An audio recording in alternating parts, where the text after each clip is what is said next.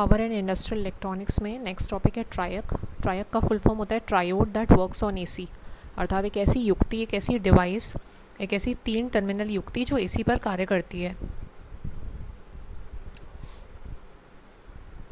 यह एक 4 layer 3 terminal by directional device होती है। जैसे हमने एससीआर में देखा तो एससीआर के अंदर गेट के द्वारा नियंत्रण किया जाता है, गेट टर्मिनल के द्वारा, और वह एक यूनी डायरेक्शनल डिवाइस होती है। यहाँ पर ये जो है ये एक बाई डायरेक्शनल डिवाइस है, अर्थात दोनों दिशाओं में कार्य करेगी।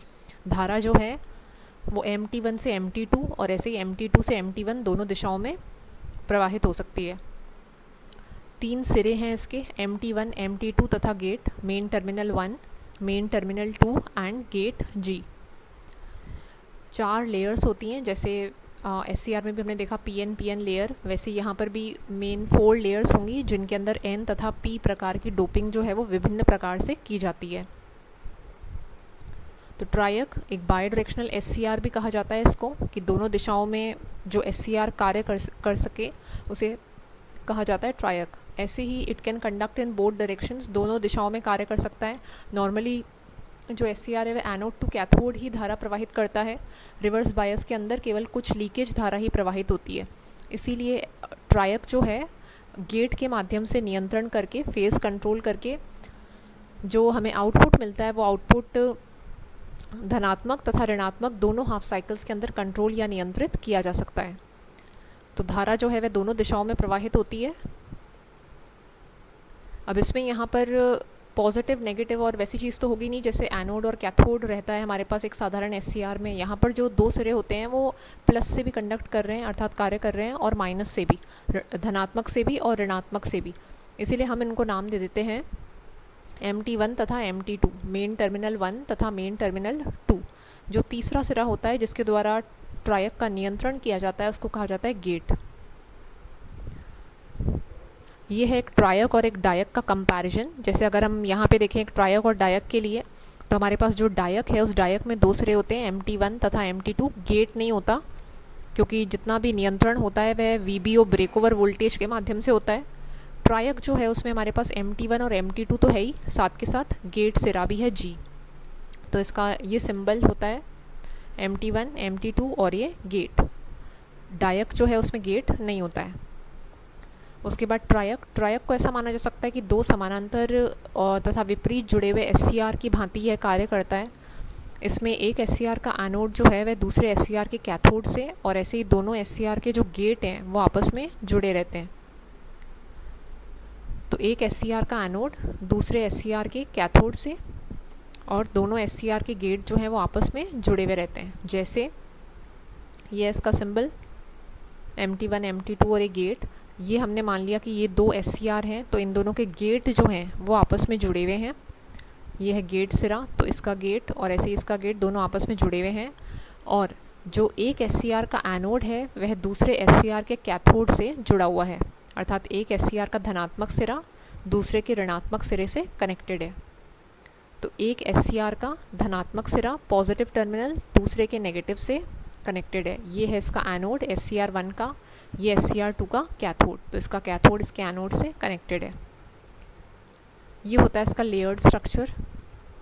इसके लेयर्ड स्ट्रक्चर में यहाँ पर N प्रकार की डोपिंग करके N4, ये P1 जिसमें मुख्यतः होल्स होते हैं, ऐसे यहाँ पर N1, यहाँ पर P2, और उसी में 2 और N प्रकार की डोपिंग की जाती है, इसीलिए N2 तथा N3। तो उसके अनुसार जो सिरे होते हैं हमारे पास, यहाँ से कनेक्ट कर दिया जाता है MT2, यहाँ से MT1 और यहाँ से गेट तीसरा कंट्रोल सिरा।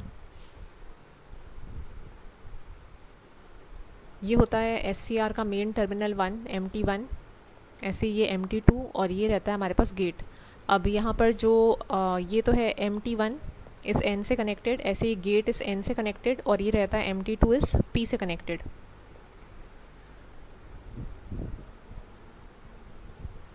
तो एक PN स्ट्रक्चर बन जाता है हमारे पास यहाँ पे। अब ये डिपेंड करता है कि कौन सी PN लेयर जो है वो हमारे पास कार्य कर रही है, अर्थात सर्किट में हमारे पास कार्य करेगी। तो PN लेयर एक हमारे पास ये वाली बन जाती है, और एक PN लेयर बन जाती है इस गेट के माध्यम से। टर्मिनल्स या सिरे हमारे पास 3 रहते हैं, एक तो मेन टर्मिनल 1 और ऐसे ही एक मेन टर्मिनल 2, और थर्ड हमारे पास रहता है गेट G। तो मेन टर्मिनल 1 या MT1, ऐसे मेन टर्मिनल 2 या MT2 और ऐसे गेट G।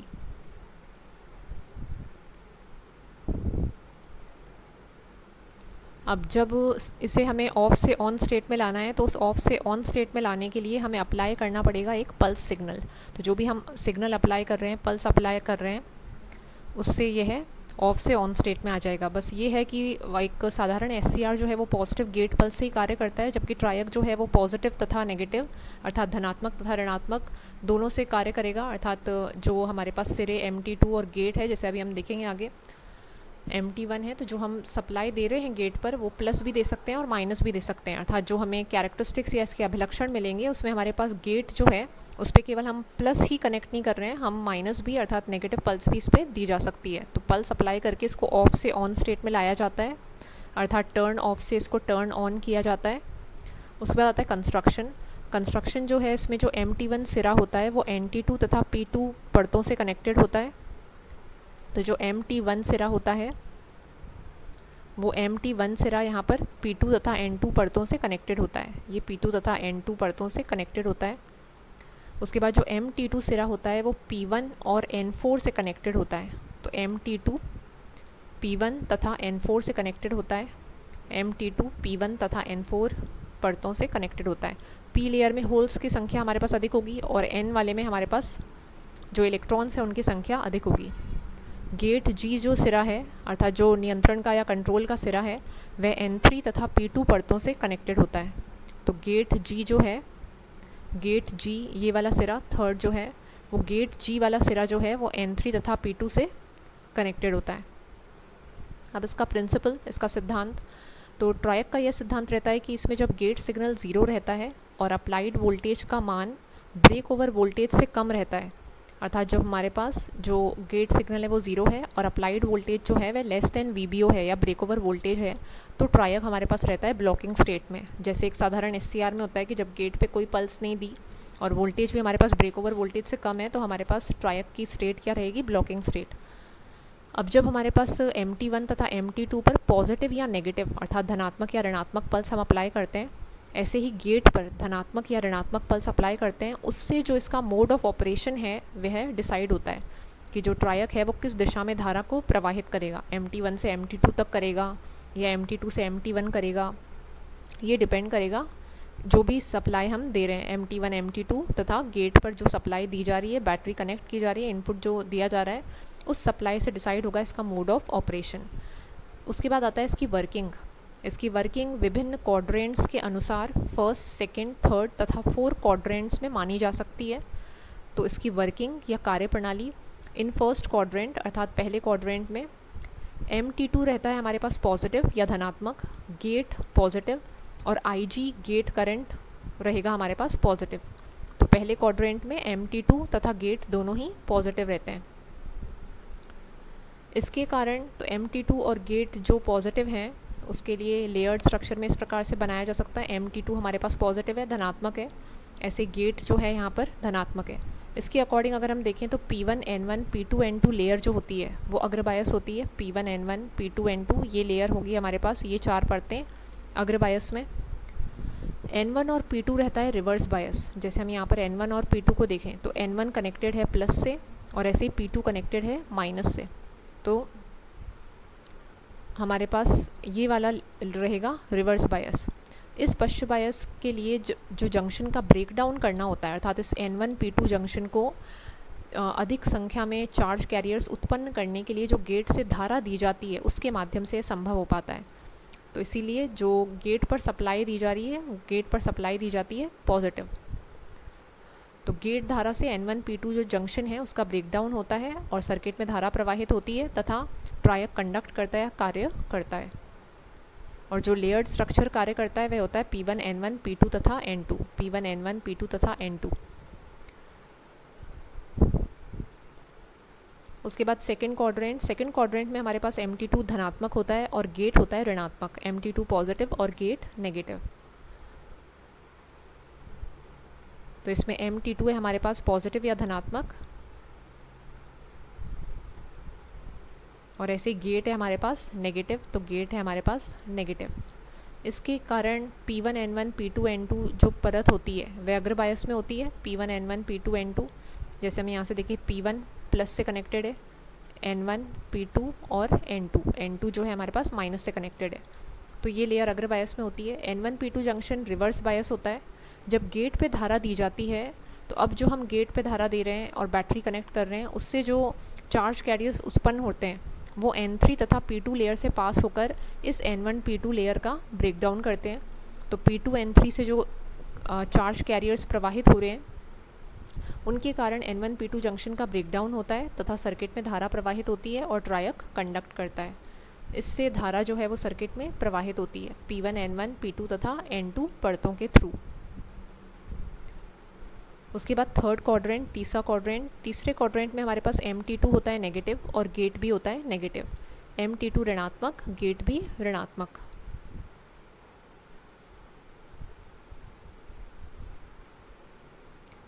तो गेट है हमारे पास नेगेटिव से हमने कनेक्ट कर दिया बैटरी के इनपुट के नेगेटिव से, और MT2 भी है हमारे पास माइनस। यहाँ पर अगर हम देखें तो P2 N1 P1 N4 ये स्ट्रक्चर जो है इसमें ऑन हो जाता है। P2 N1 P1 और N4 ये जो स्ट्रक्चर है ये पूरा इसमें ऑन हो जाता है, क्योंकि हमारे पास MT1 पॉजिटिव है तो ये धनात्मक से कनेक्टेड है अग्र बायस। ऐसे ही ये MT2 N4 इससे कनेक्टेड है तो ये भी अग्र बायस। लेकिन यहाँ पर N1 P1 जंक्शन जो है, तो ये फिर से हम देखें N1 P1, तो N1 P1 इस N1 के इस प्लस से कनेक्ट होने के कारण और P1 के इस माइनस से कनेक्ट होने के कारण पश्च बायस में होता है। इसके ब्रेकडाउन के लिए जो यहाँ पर गेट धारा दी जाती है उससे N3 P2 रीजन से जो भी इलेक्ट्रॉन्स आते हैं वो इस जंक्शन का ब्रेकडाउन करते हैं। तो P2 से N3 जो धारा प्रवाहित हो रही है उससे N1 P1 जंक्शन का ब्रेकडाउन होता है तथा ट्रायक कंडक्ट करता है और सर्किट में धारा प्रवाहित होती है। तो यह है इसका थर्ड क्वाड्रेंट। उसके बाद इसका फोर्थ क्वाड्रेंट। इसका जो फोर्थ क्वाड्रेंट है, फोर्थ क्वाड्रेंट में MT2 हमारे पास नेगेटिव रहता है और गेट रहता है पॉजिटिव। गेट धनात्मक और MT2 ऋणात्मक। MT2 ऋणात्मक माइनस और गेट रहता है पॉजिटिव धनात्मक। यहाँ पर हमारे पास जो स्ट्रक्चर ऑन होता है वह है P2 N1 P1 N4। P2 N1 P1 और N4 अर्थात P2 N1 P1 और N4। N4 कनेक्टेड है माइनस से और ऐसे ही P2 कनेक्टेड है प्लस से, क्योंकि गेट हमारे पास पॉजिटिव है। अब यहाँ जो P2 N2 अगर हम जंक्शन देखें तो P2 N2 वाला जो भाग है, ये जो P2 N2 वाला भाग है ये जो होता है ये पश्च बायस में है। तो जब ये प्लस के कारण यहाँ से जो भी चार्ज कैरियर्स जाते हैं वो इस जंक्शन में अर्थात इस पूरी लेयर्स में धारा को प्रवाहित करते हैं। तो N1 P1 जंक्शन जो है यहाँ पर N1 तथा P1, तो ये जो P1 है वो कनेक्टेड है इस माइनस से और ऐसे ये N1 कनेक्टेड है यहाँ पर प्लस से। तो ये है उत्क्रम बायस या रिवर्स बायस। तो इस रिवर्स बायस का ब्रेकडाउन होता है इन चार्ज कैरियर्स के द्वारा जो यहाँ से इस लेयर से N2 तथा P2 से जाते हैं। तो P2 N2 के फॉरवर्ड बायस में होने के कारण N1 P1 जंक्शन का ब्रेकडाउन होता है तथा सर्किट में धारा प्रवाहित होती है और ट्रायक कार्य करता है एंड करंट फ्लोज इन ट्रायक। ये होता है एक ट्रायक कि अगर हम सर्किट में लगाते हैं तो कुछ इस प्रकार की डिवाइस होती है। इसमें 3 सिरे होते हैं, MT1 MT2 तथा गेट। उसके बाद इसके कैरेक्टरिस्टिक्स या अभिलक्षण, इसमें फिर से वही VBO। तो ये जितना भी भाग होता है वो होता है इसका नॉन कंडक्टिंग रीजन या ऑफ रीजन। यहाँ से यहाँ तक ट्रायक ऑफ रहेगा, केवल लीकेज धारा प्रवाहित होगी। जैसे ये VBO क्रॉस हुआ यहाँ तक तो गेट की वैल्यू IG की वैल्यू 0 है, गेट धारा की वैल्यू 0। जैसे गेट धारा दी या फिर इस VBO से वोल्टेज एक्सीड किया तो ट्रायक ऑन हो जाता है।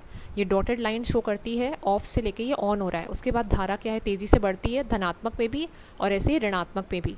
यहाँ पर अगर हम देखें तो इसके पहले क्वाड्रेंट तथा तीसरे क्वाड्रेंट में इसके जो अभिलक्षण हैं वो समान है या सेम है। फर्स्ट क्वाड्रेंट, सेकंड, थर्ड और फोर्थ क्वाड्रेंट, फर्स्ट और थर्ड में कैरेक्टरिस्टिक्स समान होने के कारण ही इसको कहा जाता है एक बाई डायरेक्शनल डिवाइस, अर्थात दोनों दिशाओं में कार्य करने वाली डिवाइस। तो यहाँ पे डिफरेंट रीजन्स है, जैसे ये इसका फॉरवर्ड ब्लॉकिंग रीजन है, ये है इसका कंडक्टिंग स्टेट, ये कंडक्टिंग स्टेट, ये रिवर्स है वोल्टेज, यहाँ पर फॉरवर्ड वोल्टेज, ये इसका रिवर्स ब्लॉकिंग है, ये फॉरवर्ड ब्लॉकिंग है, ये है इसके अभिलक्षण। तो क्वाड्रेंट फर्स्ट और थर्ड में सेम कैरेक्टरिस्टिक्स हैं, इसीलिए ये बाई डायरेक्शनल डिवाइस है। दोनों पॉजिटिव तथा नेगेटिव से ऑन हो जाएगी। तो जैसे VBO एक्सीड होगा अर्थात VBO से अधिक जैसे ही होगा वोल्टेज तो वहाँ पर हमारे पास ट्रायक टर्न ऑन हो जाएगा, धारा तेज़ी से बढ़ेगी या इंक्रीज़ होगी। उसके बाद इसकी रेटिंग्स, इसकी आरएमएस वोल्टेज 1200 वोल्ट तक रहती है, इसका आरएमएस करंट लगभग 300 एम्पियर, इसकी होल्डिंग धारा 75 मिली एम्पियर और इसका ऑन स्टेट वोल्टेज 1.5 वोल्ट।